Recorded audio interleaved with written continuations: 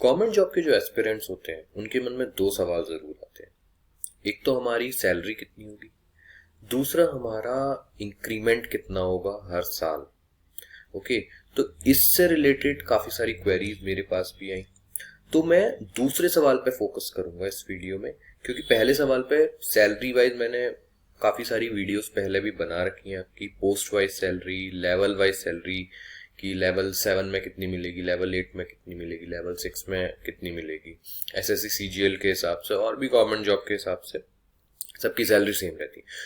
तो एनुअली आपका जो इंक्रीमेंट होगा जब आप ज्वाइन करोगे, इसके बाद अगले साल जो आपका इंक्रीमेंट होगा, बेसिकली एक इंक्रीमेंट तो आपका उसी साल हो जाएगा, क्योंकि जो सरकार होती है वो साल में 2 बार डीए इंक्रीज करती है, डियरनेस अलाउंस, महंगाई भत्ता, जो नॉर्मली 3% के आसपास होता है। कभी 2 होता है, कभी 4 होता है, बट नॉर्मली 3% आपकी जो बेसिक पे होती है उस पे इंक्रीज।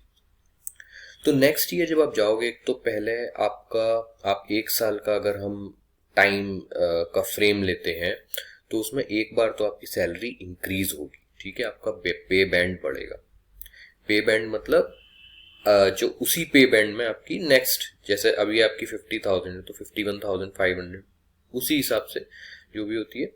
और 2 बार आपका डीए जरूर बढ़ेगा। ठीक है, तो अगर हम मान लें कि 2 बार आपका डीए 3% बढ़ गया और आपका जो पेमेंट होता है वो 3% ही बढ़ता है, तो 3% आपका वो बढ़ गया।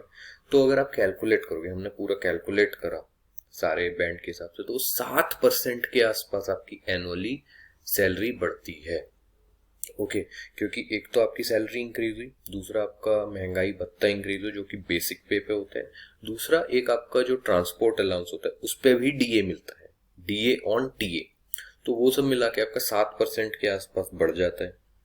राइट, अब अगर हम इसे इन्फ्लेशन देखें तो इन्फ्लेशन भी हमारा इसी रेंज में रहता है, इससे थोड़ा कम रहता है। तो आपकी एक्चुअल टर्म्स में सैलरी बहुत ज्यादा नहीं बढ़ती है अगर आप इन्फ्लेशन को भी उसमें इंक्लूड कर लो तो। ठीक है, तो मोर और लेस सेम ही रहती है, बट रियल टर्म्स में सैलरी आपकी बढ़ गई। ये आपकी नॉर्मल सैलरी हाइक होती है। फिर आपका प्रमोशन अगर होता है तो आपकी सैलरी अच्छी खासी बढ़ जाती है। ठीक है, अच्छी खासी से मेरा मतलब है 5-7 हजार 10 हजार, डिपेंड करता है, वो आपकी पोस्ट पे डिपेंड करता है। और फिर आपका 9 साल बाद एक अपग्रेडेशन आता है, एनएफयू जिसे हम कहते हैं। ठीक है, उसमें आपकी सैलरी एक बार बढ़ती है, उसमें भी आपका बैंड चेंज हो जाता है।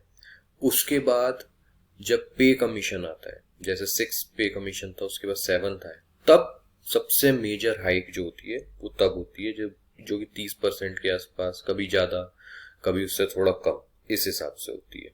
वो हर 10 साल में आता है। ठीक है, 7th पे कमीशन तो आ चुका है, लेकिन 8th पे कमीशन का अभी कुछ नहीं पता है।